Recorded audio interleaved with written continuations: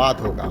अगर संवाद के बगैर आप सोचेंगे कि आप इस प्रक्रिया को इस तरह से पूरे देश की जो बाढ़ बह रही है उसको रोक लेंगे तो संभव नहीं है। संवाद ही इस पूरी समस्या का समाधान है, ताकि कार्यकर्ता के दिल की बात अगर आप सुन लेंगे और समझ लेंगे और उसकी पीठ पे हाथ रख देंगे, उतना ही काफ़ी है। कांग्रेस का कार्यकर्ता निष्ठावान है, मेहनती है, जुझारू है, अपने घर से पैसा लगा के पार्टी के लिए समय और काम करता है। नमस्कार, मैं ईशा साहू और आप सभी का स्वागत है दैनिक चिंतक में। भूपेश बघेल की सरकार 5 साल के कार्यकाल बिता चुकी है, जिसके बाद में अब बीजेपी की सरकार छत्तीसगढ़ में आ चुकी है। लेकिन सरकार तो चली गई है, लेकिन इनका नाम काफ़ी चर्चित रहता है उनके घोटालों को लेकर। इसी बीच में, इसी कड़ी में एक और आरोप सामने आता है। उन्हीं भूपेश बघेल, सीएम भूपेश बघेल के सलाहकार विनोद वर्मा पे आरोप लगता है। उन्हीं के कांग्रेस के कमेटी के जाना माना चेहरा अरुण सिंह सिसोदिया जी के द्वारा कि 5 करोड़ का गबन उनके द्वारा किया गया है। क्या कुछ पूरा मामला है, अरुण सिंह सिसोदिया जी से ही जानेंगे, और ये आरोप किस हद तक सही है ये भी उनसे जानने की कोशिश करेंगे।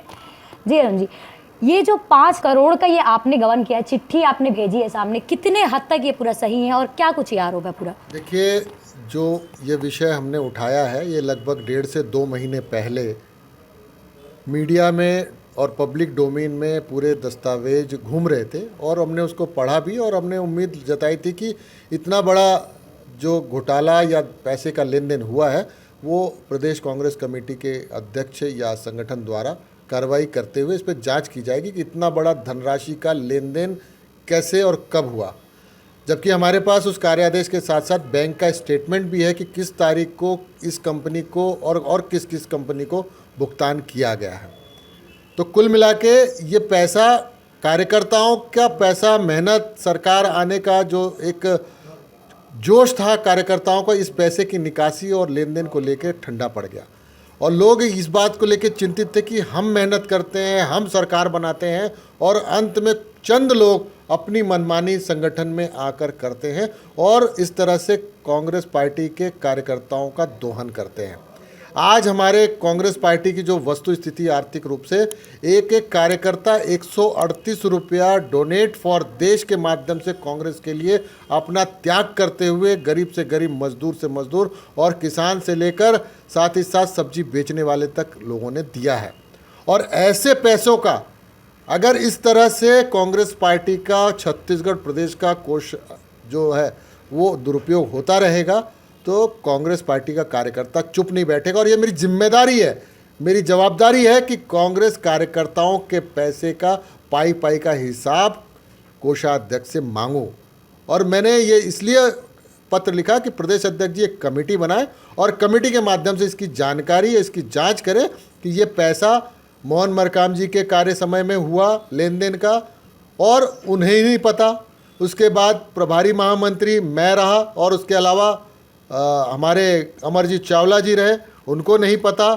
लेकिन इस कार्यादेश में कोषाध्यक्ष ने स्वयं कार्यादेश जारी कर दिया, जबकि संगठन के अध्यक्ष और महामंत्री को जारी करने का और नोटशीट के द्वारा अप्रूवल लेने का प्रावधान होना है। पैसा निकासी भी हो गया, और प्रति माह 19 लाख रुपए की जो निकासी हो रही है, जो हुई है इससे पहले, वो काफ़ी बहुत बड़ी रकम है। आज के समय में 10 लाख रुपए उन्होंने मुख्यमंत्री के एडवर्टाइजमेंट सोशल मीडिया के ऊपर खर्चे का दिखाया है, 6 लाख रुपए आईएनसी छत्तीसगढ़ के ऊपर दिखाया है, 3 लाख रुपए उन्होंने मोहन मरकाम जी के सोशल मीडिया मैनेजमेंट का खर्चा दिखाया। लेकिन पिछले 3-4 वर्षों में मैंने कभी नहीं देखा कि मोहन मरकाम जी का सोशल मीडिया हैंडल किसी कंपनी के द्वारा उस योग्यता से, उस पूरी क्षमता से किया गया हो। आईएनसी छत्तीसगढ़ का भी मुझे समझ में नहीं आया। साथ ही साथ भूपेश बघेल जी का तो ऑलरेडी पीआरओ छत्तीसगढ़ सरकार और संवाद के माध्यम से बेहतरीन प्रचार प्रसार हो रहा था। तो ये 10 लाख रुपए सीएम साहब के नाम से, पूर्व सीएम के नाम से किसने निकाल लिए, और क्या ज़रूरत पड़ी थी जब सारी चीज़ व्यवस्था चल रही थी, तो 19 लाख रुपए प्रति माह निकासी की आवश्यकता क्या पड़ी। तो मैं इन सारे विषयों को लेकर मेरी एक ही मांग है कि जांच होनी चाहिए, कमेटी बननी चाहिए, कार्यकर्ताओं की पीड़ा को समझकर। और कार्यकर्ता मेहनत करके 15 साल लड़के सरकार लाते हैं, और 5 साल में कुछ लोग छुरा घोंप कर पार्टी को पूरी तरीके से ज़मीन पर ला देते हैं।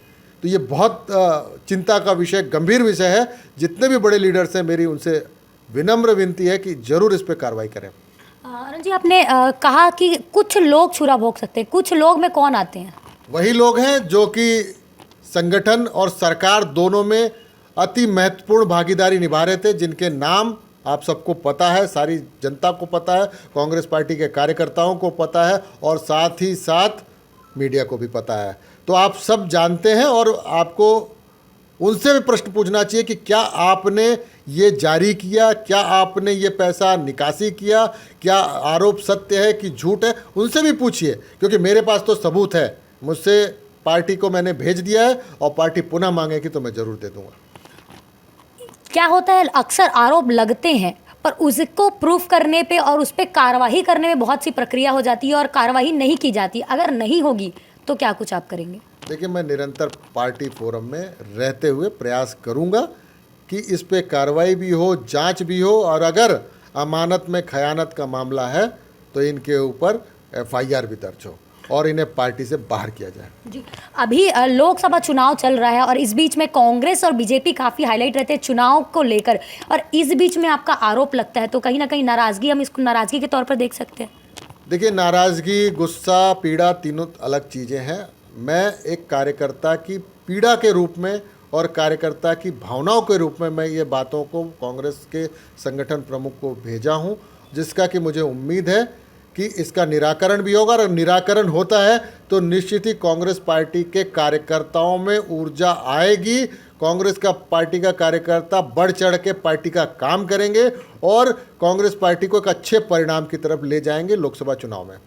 एक आखिरी सवाल, इस बीच में लोकसभा चुनाव में कांग्रेसी प्रत्याशी, कांग्रेस के जो कार्यकर्ता हैं वो धड़ल्ले से बीजेपी में शामिल हो रहे हैं, तो आपका क्या ऐसा हो सकता है कि आप बीजेपी में शामिल हो सके आगे आने वाले समय में? देखिए, ऐसी संभावना फिलहाल तो नहीं है, लेकिन अगर लोग धड़ाधड़ जा रहे हैं तो एक हमें बांध बनाने की ज़रूरत है, और बांध तभी बनेगा जब कार्यकर्ताओं से संवाद होगा। अगर संवाद के बगैर आप सोचेंगे कि आप इस प्रक्रिया को इस तरह से पूरे देश की जो बाढ़ बह रही है उसको रोक लेंगे तो संभव नहीं है। संवाद ही इस पूरी समस्या का समाधान है, ताकि कार्यकर्ता के दिल की बात अगर आप सुन लेंगे और समझ लेंगे और उसकी पीठ पे हाथ रख देंगे, उतना ही काफ़ी है। कांग्रेस का कार्यकर्ता निष्ठावान है, मेहनती है, जुझारू है, अपने घर से पैसा लगा के पार्टी के लिए समय और काम करता है। मतलब कहीं ना कहीं आपके इस चीज़ों से मैं समझ सकती हूँ कि कांग्रेस पार्टी अपने कार्यकर्ताओं पर सही तरीके से ध्यान नहीं दे पा रही है, उनसे तालमेल नहीं बिठा पा रही है। देखिए, जिन लोगों की चल रही है, जिस रूप में चल रही है, वो जैसा चलाना है चला रहे। 5 साल भी चलाए, और अभी वर्तमान में हमारे नए नए अध्यक्ष बने हैं दीपक बैज जी, महंत जी, नेता प्रतिपक्ष, उनसे मुझे बहुत उम्मीद है, क्योंकि वो लोग एक सही युवा हमारे प्रदेश अध्यक्ष, अच्छा निर्णय लेंगे, अच्छे काम करेंगे, इसकी हमको उम्मीद है। और उनके कामों से कार्यकर्ता जुड़ भी रहे हैं, जुड़ेंगे भी, पर पीड़ा सुनने की, समझने की आवश्यकता है। जी, तो ये थे हमारे साथ में अरुण सिसोदिया जी, जो काफ़ी जाना माना चेहरा है एक कांग्रेस कार्यकर्ता के तौर पे, और हम आपको बता दें ये आरोप इनके द्वारा लगाया गया है और साथ ही कार्रवाई की भी मांग की गई है, पर क्या कुछ इसमें अपडेट होगा, इसके लिए बने रहिए दैनिक चिंतक के साथ में। धन्यवाद। आप देख रहे हैं दैनिक चिंतक। आगे की अपडेट के लिए बने रहे हमारे साथ। हमारे चैनल को लाइक, सब्सक्राइब और शेयर करना ना भूलें।